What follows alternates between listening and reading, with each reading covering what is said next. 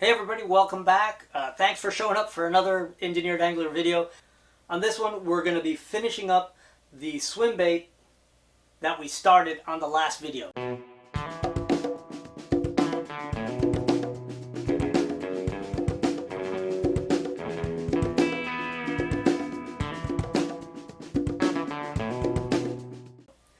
At this point, we're making a mold. But let's remember where all this started. I just wanted to remind you what it is that got me into making this particular lure, this relic. And if you'll remember from the last video, this is my original mullet swim bait. I made this, oh man, pushing on 10 years ago. You can see that the hooks on this have weed guards on them, and they're fixed hooks. They're not trebles. And I was so disappointed with the action on it, and I did a bunch of little modifications to it. But I was so disappointed that I sort of stowed it away as something that I'd get back to someday, and I never did. But I could probably point out 5 or 6 design flaws in this that just came from just lack of experience. But we're fixing all that with this one. Let's check it out. So I'm working on making the mold for the swim bait, the mullet swim bait. And it's actually a lot more complicated than most any mold I've ever made. I could make it as simple as most molds, but I'm getting really ambitious. I want to have everything in this mold that allow me to place all the hardware in the mold while I'm molding it, so that I don't have to later drill holes or embed those hinge plates. So as you can see, I've got it embedded in a clay bed. So I've got sort of these half sprues made of clay already in there. So I hope it's easy to see that I've got these steel rods that run through the plates, the hinge plates, and they're going to be there as guides for when I put them in there to mold. So my intention is that I'll place the hinge plate in there and it'll be held in place by this rod. And then here, it's more difficult to see, but one of those little fiberglass rods is right in there and right in here, and those will establish the hole through the body. So all I need to do now is include a vent or 2 or 3 and make these alignment key indentures much deeper. So let's get at it. Alright, so first step is to make sure I got room for my little vents. And what I use is some 1/16 inch solder because it's so flexy, easy to cut and easy to place. So it's as easy as setting it up where you're going to put it and just snipping it off. So then I just place it in the clay, not embedding it very much, just enough so the clay holds it in place. And I'll do that for all of them.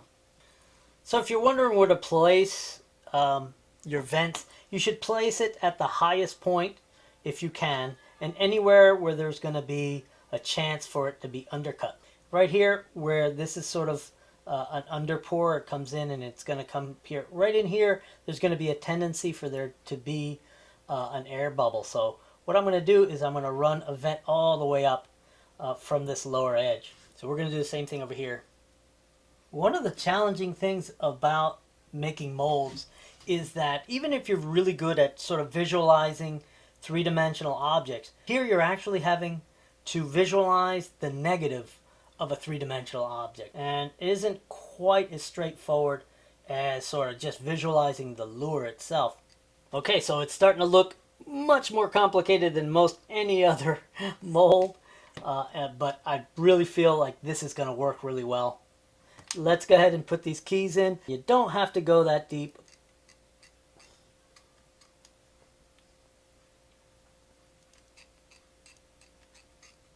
Alright, so now I'm going to clean this up a little bit. That is the body of the lure. So I'm going to take a little homemade Q-tip with a skewer and some paper towel and some alcohol, and we'll clean this up. So we'll just wipe all this down.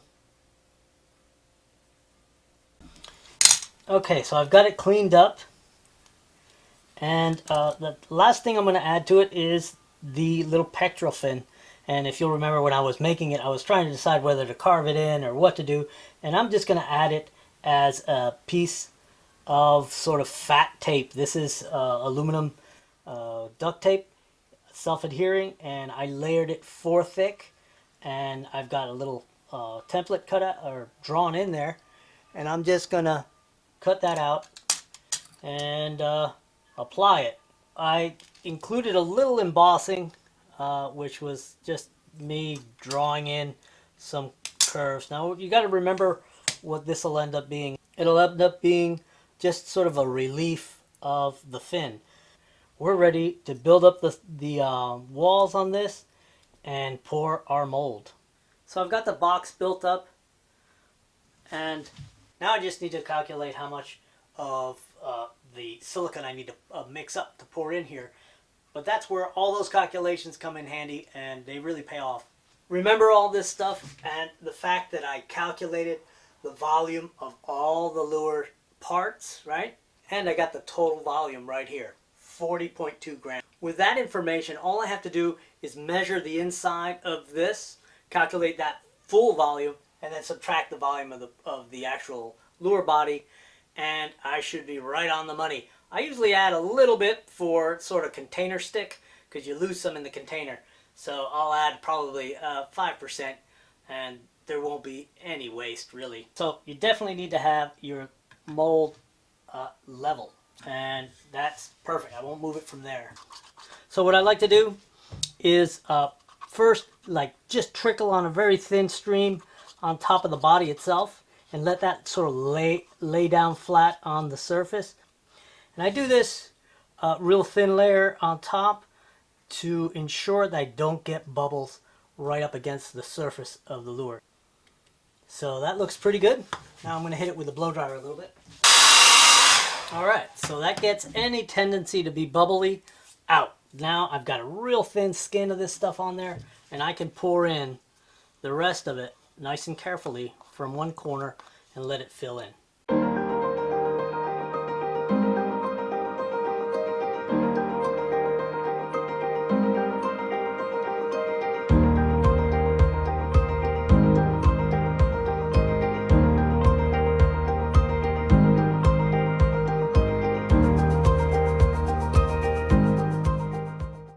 So I'm going to let this sit probably 3 days.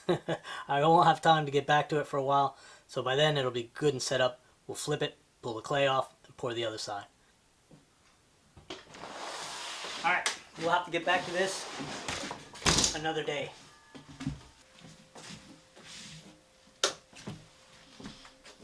Alright, we're set up. Let's get this ready for the second half. So here's a quick tip. If you want to get this clay out of here in one piece easily, put it in the fridge for like 10 minutes. So you have to take some care getting this clay out of there. You don't want to pull it out and pull the parts of the lure out with it. So I'm going to pull apart the box as little as I can, so I can then reach down and just try to peel this back with care and going slow. And luckily for me, it came out one piece. And you can see all the details are there. The little locks. And all my vents. They're all in place. Here I've placed the other sprue halves. And I'm showing you that you've got to get all those crevices cleaned out. If you've got clay in them, they won't form properly. And you want them to give you a full casting of what you intended. Just a couple more steps now. Here I'm placing the little fin on this side. Now I have to use this photograph to be sure I'm placing it the same way I placed the other one.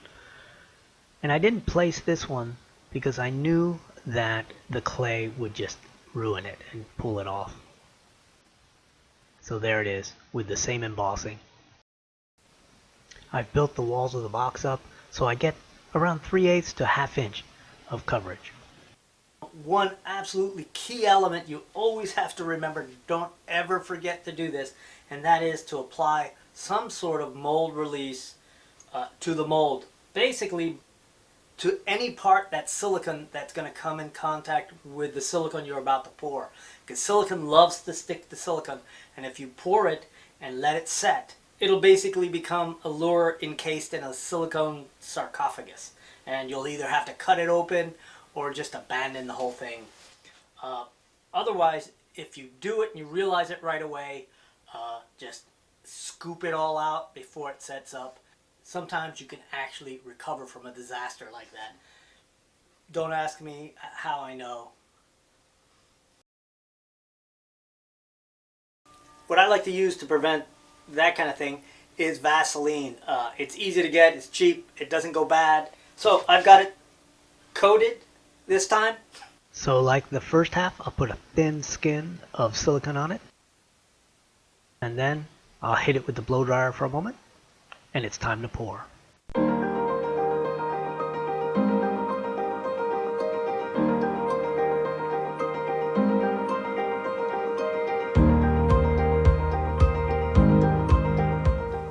Filled up perfectly.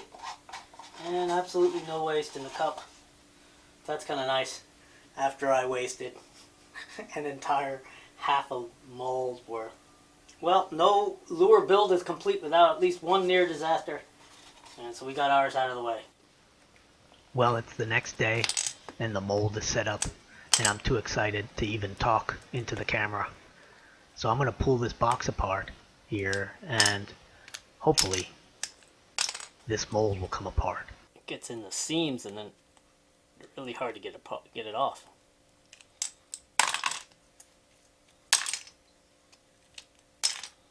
Alright. Whew. Here you can just see the sprues and some of the vents. I'm going to open from underneath where there's fewer things. And it looks like it's coming apart. Thank you. Oh yeah. Looks like it's acting normal. Oh, hooray. Yes. Okay, let's... Oof. Uh-oh. Uh-oh. There it goes. Come on. Come on. Come on. Oh, man. It's got some spots that are definitely stuck. Alright. Come on. Come apart. Yes. Come on. A little more. Oh, there's one little spot right there. I'm going to have to cut that with a...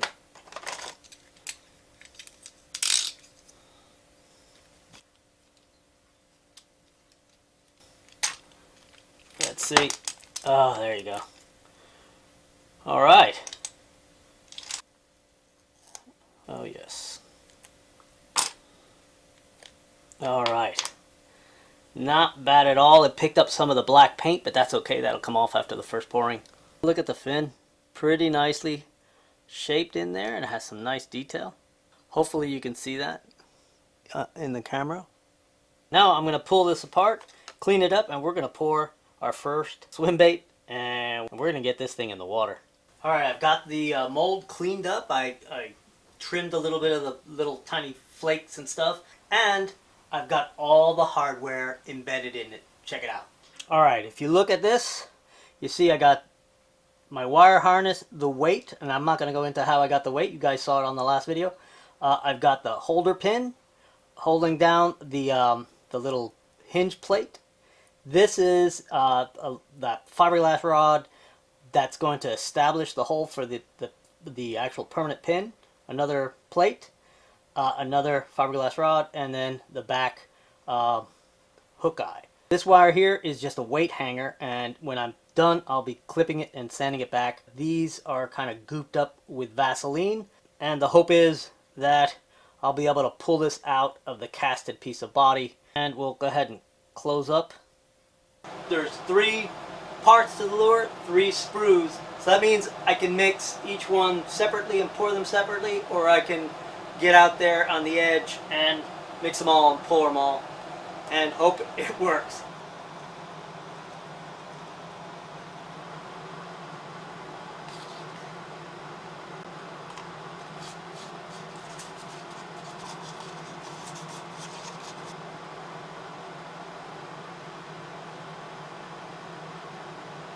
Gotta work fast with this stuff. Can't take your time. So everything's gotta happen quickly.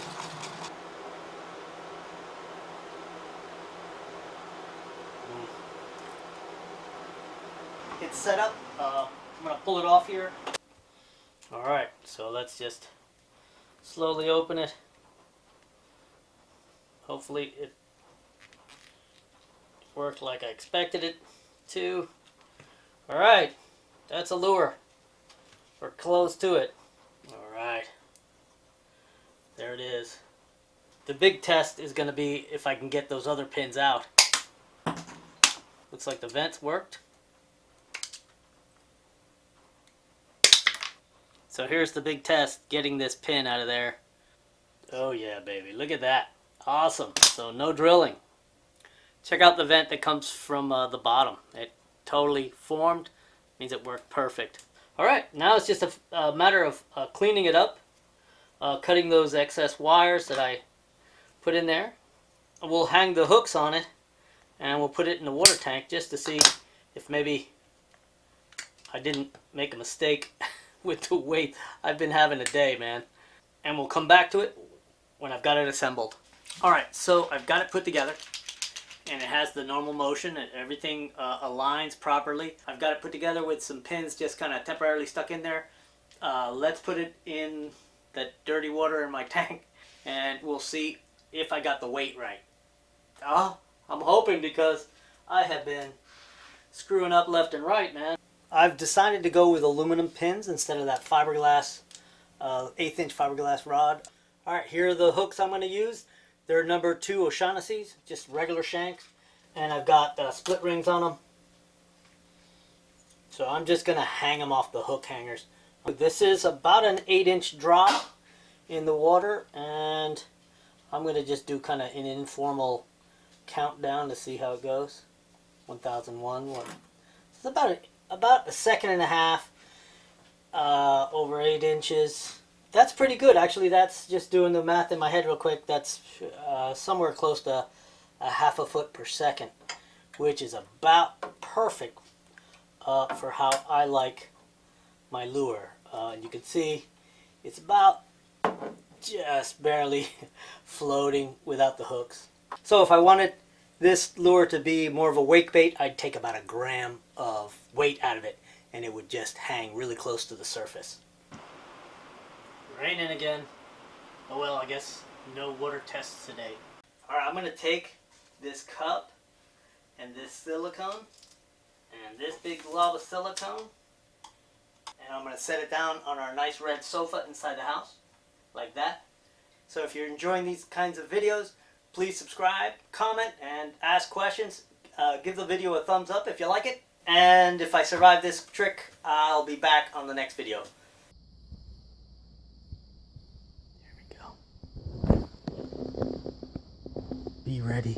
You're getting blamed.